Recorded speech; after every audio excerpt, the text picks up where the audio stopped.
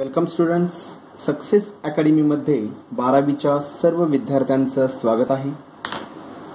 आपण जो टॉपिक चालू केलेला आहे, विद्यार्थी मित्रांनो, आपण सेक्शन 1 मधला थर्ड टॉपिक ट्रिग्नोमेट्रिक फंक्शन्स, त्याच्यामधला आपण पहिला पार्ट कंप्लीट केलेला आहे. पहा, principal solution of the given trigonometric equation. Principal solution of the given trigonometric equation आपण स्टडी केलेलं आहे. ओके, आता सेम फॉर्मॅटमध्ये विद्यार्थी मित्रांनो आपल्याला प्रिन्सिपल सोल्युशन नंतर जनरल सोल्युशन, कारण सोल्युशनचे दोन प्रकार आहेत. सोल्युशन ऑफ द ट्रिग्नोमेट्रिक इक्वेशनचे एकूण किती प्रकार पडतात? दोन प्रकार पडतात. त्यातला पहिला पार्ट आपण स्टडी केलेला आहे, principal solution.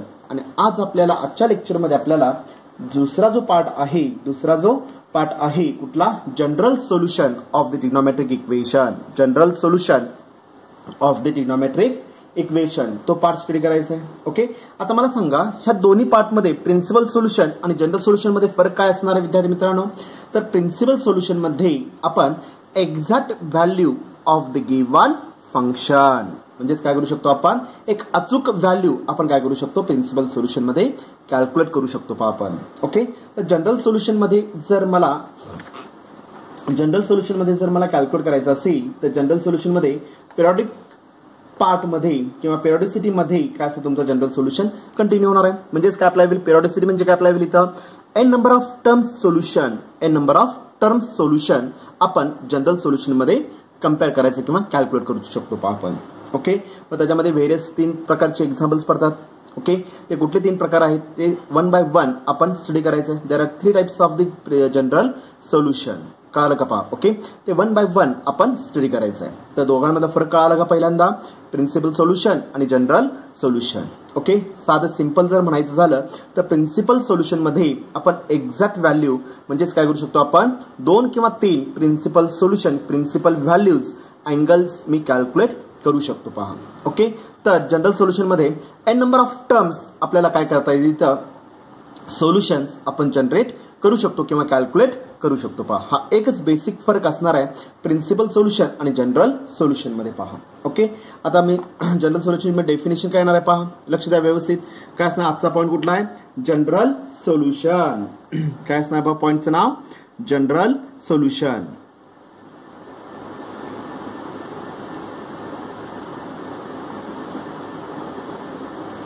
General solution of the trigonometric equation. Okay, general solution of the trigonometric equation.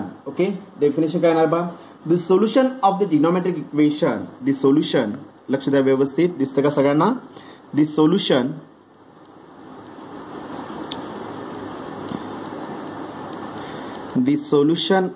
of the trigonometric equation of the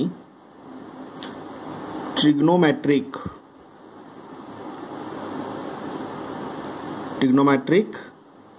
equation which are generalized by, लक्ष द्या व्यवस्थित, which are generalized by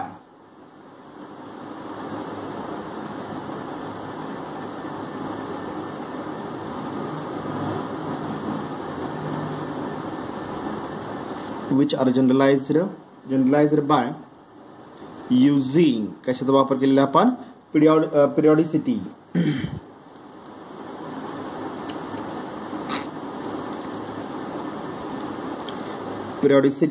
okay, R called काय म्हणतो त्याला आपण इथं? General solution. Are called its काय असणार इथं? General solution of the trigonometric equation. कळालं का पहा? ओके, म्हणजेच काय आपल्याला विद्यार्थी मित्रांनो आपल्याला इथं एन नंबर ऑफ टर्म्स मी काय करू शकतो? इथं व्हॅल्यूज रिकॅल्क्युलेट करू शकतो पहा. ओके, त्यालाच काय म्हणतो आपण? General solution of the trigonometric equation. Okay, therefore general solution is always काय असणार आहे? प्रिन्सिपल सोल्युशन काय असणार? फायनाइट इन सोल्युशन असणार आहे पहा. ओके, देअरफॉर काय असणार? The general solution, general solution of the trigonometric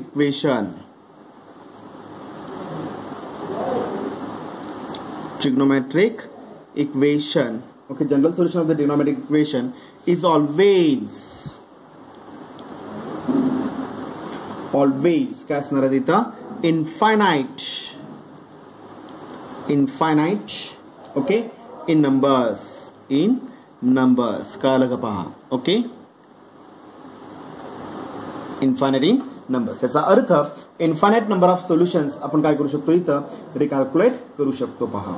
okay, समजलं व्यवस्थित. ओके, तसंच काय येणार आहे पहा. मग देअरफॉर महत्वाचं वाक्य येणार आहे पहा, the general solution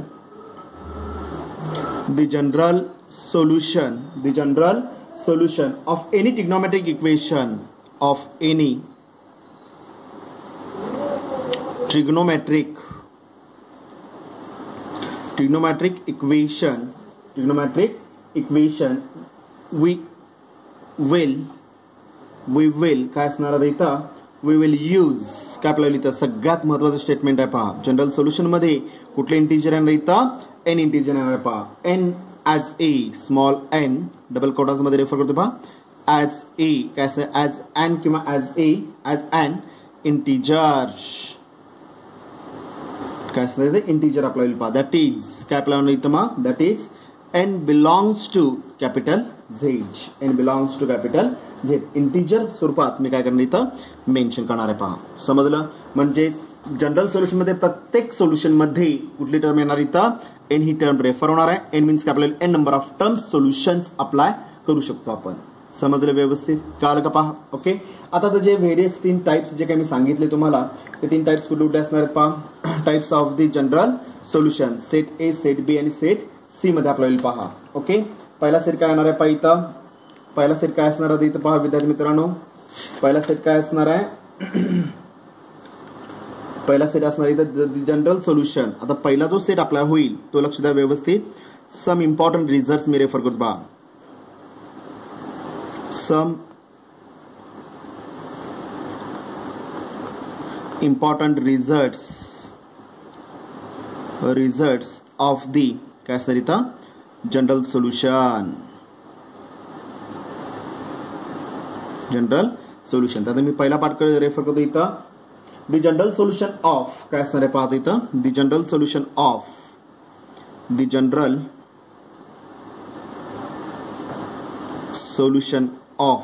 okay, general solution of theta is equal value काय असणार आहे तिथं, 0 आपल्याला पहा. Theta is equal to 0.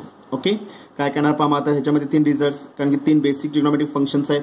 3 basic trigonometric functions आहेत. कुठले असणार इथं, साइन, कॉस आणि टॅन. आणि जर एक्झाम्पल सेक, कोसेक आणि कॉट मध्ये दिलेलं असेल तर first we have to convert, पहिल्यांदा काय करावं लागेल आपल्याला, दिलेले साइन, सेक, कोसेक आणि कॉट हे रिप्लेस कशामध्ये करावं लागतील, साइन, कॉस आणि टॅन मध्ये मला रिप्लेस करून घ्यावं लागेल.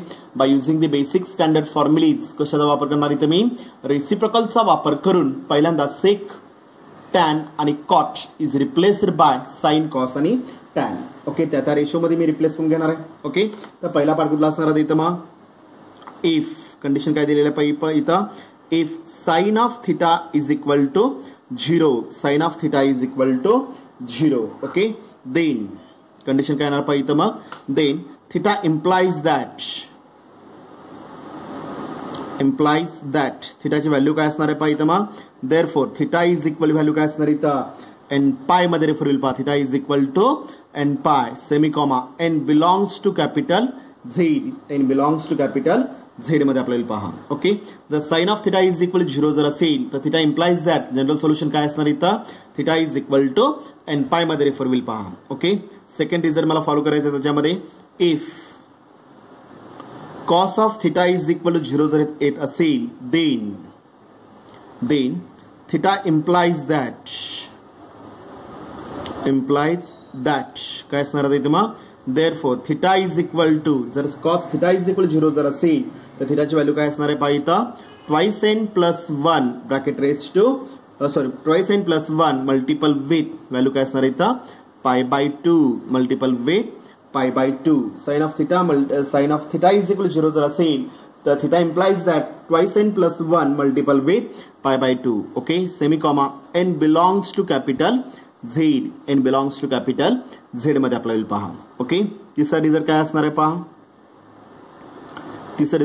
पहा, if if tan of theta sine झाला कॉस झाला आता राहिलं काय tan of theta is equal to 0 okay then बोला आता कंडिशन काय असणार सांगू बघू इथं देन काय असणार आता इथे condition then theta implies that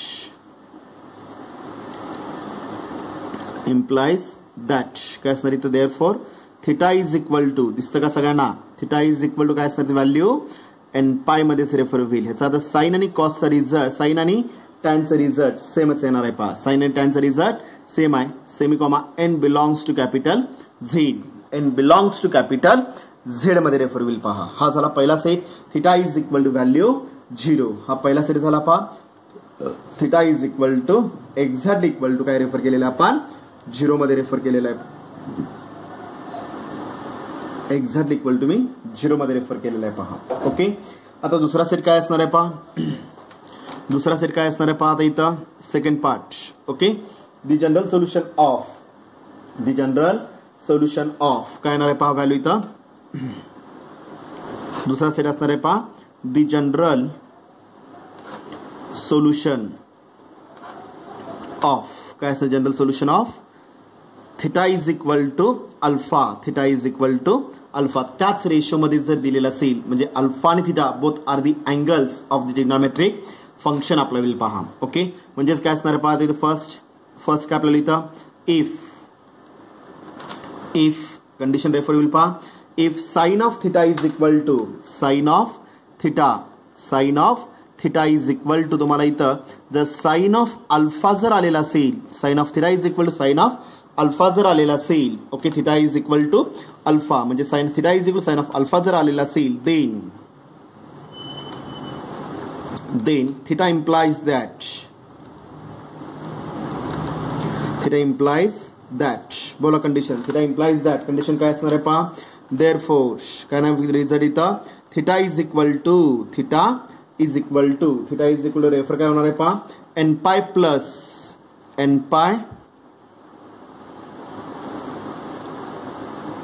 pi plus okay -1 raised to n -1 raised to power n मध्ये रेफर होईल पहा -1 raised to n okay -1 raised to n multiple with value काय असणार इथं अल्फा मध्ये रेफर होईल पहा multiple with alpha okay sine of theta is equal to sine of alpha जर आलेला असेल then theta implies that theta is equal n pi plus -1 raised to n multiple with alpha okay semi comma n belongs to same part capital Z मध्ये refer होईल पहा समजलं व्यवस्थित if condition काय दिलेली आहे पहा if sine of theta is equal sine of alpha जर आलेला असेल sine of theta is sine of alpha जर आलेला असेल तर theta implies that theta is equal to refer केलेला आपण n pi plus -1 raised to n multiple with alpha आपल्याला पहा अल्फाची जी व्हॅल्यू अप्लाय होईल ती व्हॅल्यू तुम्ही रेफर करणार आहे पहा ओके अप्लाय करा सेकंड सोल्युशन काय येणार पहा इथं आता पहिला रेशो मी घेतला साइन दुसरा रेशो काय आपल्याला इथं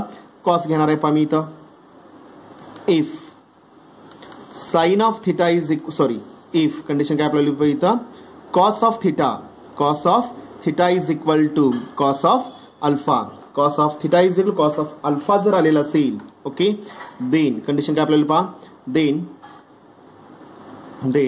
theta implies that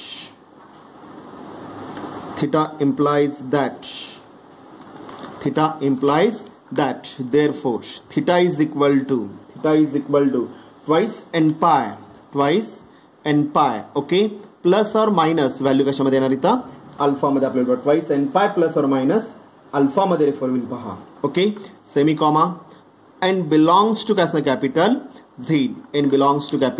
झेड मध्ये रेफर होईल पहा समजलं व्यवस्थित sine of alpha is equal sine of theta is sine of alpha जर असेल तर theta implies that theta is equal to n pi plus inside the bracket -1 raised to n multiple with alpha हे general solution असणार आहे जर cos of theta is equal cos of alpha जर दिलेला असेल then theta is equal to formula refer होईल इथं twice n pi plus or minus value alpha मध्ये रेफर होईल पहा alpha is the given angle आपल्याला कॅल्क्युलेट करून घ्यावा लागेल पहा समजलं व्यवस्थित ओके चला तिसरा रिझल्ट अप्लाय करणार आहे पहा आता कुठला रेशो राहिला पहा टॅन राहिलेला आहे if tan of theta is equal to tan of theta is equal to tan of alpha जर दिलेला असेल ओके देन थिटा इम्प्लाइज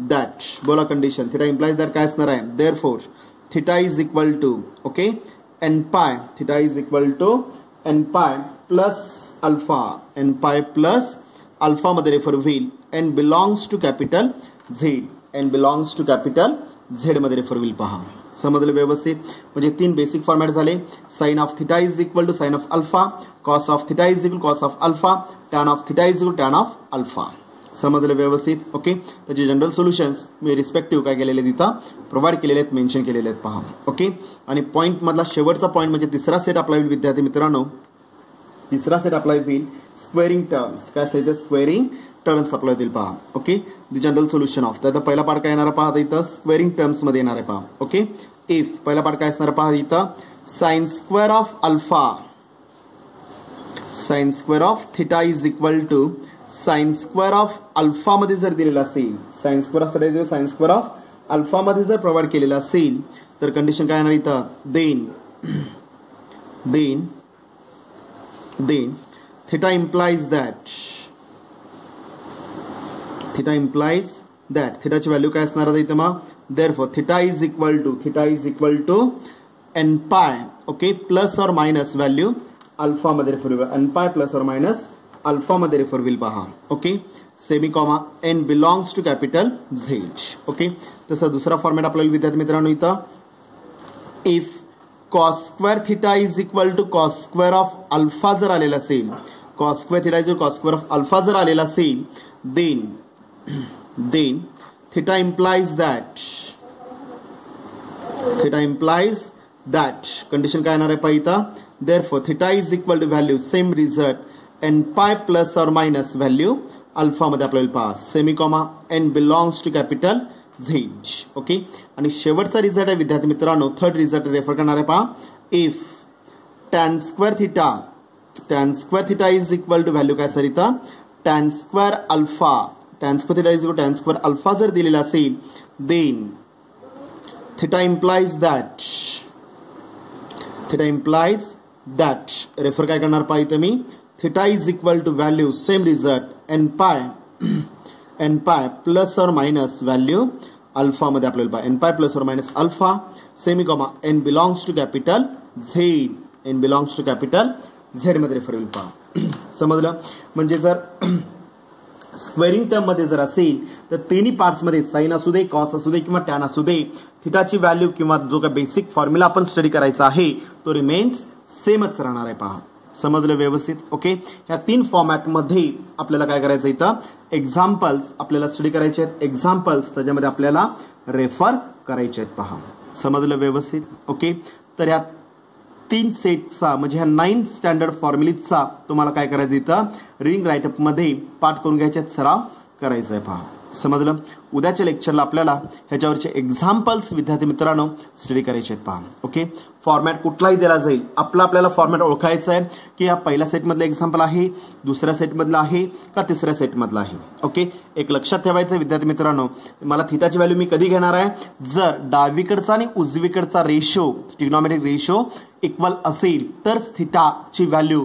मी इझिली रिकॅल्क्युलेट करू शकतो पहा ह्याचा अर्थ साइन इज इक्वल साइनच पाहिजे कॉस इज इक्वल कॉसच पाहिजे टॅन इज इक्वल टू टॅनच पाहिजे पहा समजलं जर एखादा रेशो जर नसेल तर first we have to convert to given ratio मध्ये मी कन्वर्ट करणार आहे ह्याचा कॉम्बिनेशन कसं असणार आहे पहा साइन कॉस कॉम्बिनेशन असणार आहे टॅन कॉट कॉम्बिनेशन असणार आहे पहा समजलं व्यवस्थित कारण रिझन काय आपल्याला इथं साइन कॉस कॉम्बिनेशन जर असेल म्हणजे sine of theta is equal to cos of alpha जर आलेला असेल तर राईट साइडचा कॉस अल्फा हा मला रिप्लेस कशामध्ये करून घ्यावा लागेल साइन मध्ये by using the relation between the काय given angle negative positive as well as negative angle कळलं का पहा ओके जर मला कॉस रूपांतर साइन मध्ये करायचं असेल मला सांगा आपण 3 टाइपचे रिलेशन स्टडी केलेले आहेत minus theta 90 plus or minus theta आणि तिसरं relation 180 plus or minus theta okay मला सांगा पहिल्या रिलेशन मध्ये काय असणार आहे निगेटिव्ह अँगल आहे त्यामुळे काय रेशो कन्वर्ट करायची काही गरज नाहीये ओके दुसरं जे रिलेशन आपण स्टडी केलेलं आहे विद्यार्थी मित्रांनो 90 plus or minus theta okay ह्या रिलेशन मध्ये काय होतं जो रेशो दिलेला आहे sine convert to cos ratio change to the another form form. कळलं का पहा. त्यामुळे मला रिलेशन कुठलं वापरावं लागेल 90 प्लस और मायनसचं रिलेशन वापरून मला कॉस रिप्लेस करायचं आहे साइन मध्ये आणि cos theta is equal to sine of alpha जर दिलेला असेल तर राईट साइडचा साइन ऑफ अल्फा मला हा रिप्लेस करून घ्यावा लागेल कुठल्या फॉर्मॅटमध्ये कॉस थिटामध्ये किंवा कॉस ऑफ अल्फामध्ये. समजलं. Without any changing the example आपल्याला रिप्लेसमेंट करून घ्यायचे आहे आणि त्याच्यानंतरच मग मला काय करायचं आहे हे जे काय 9 स्टँडर्ड फॉर्म्युलीज तुम्हाला दिलेले आहेत ह्या 9 स्टँडर्ड फॉर्म्युलेचा वापर करून मी थिटाची value general solution of the given trigonometric equation मी इझिली काय करू शकतो इथं कॅल्क्युलेट करू शकतो. पहा समजलं. तर हे 9 जे काही फॉर्म्युलीज तुम्हाला दिलेले आहेत या 9 फॉर्म्युलीजचा प्रत्येक विद्यार्थ्यांनी व्यवस्थित काय करायचं इथं स्टडी करायचं आहे. पहा समजलं. ओके.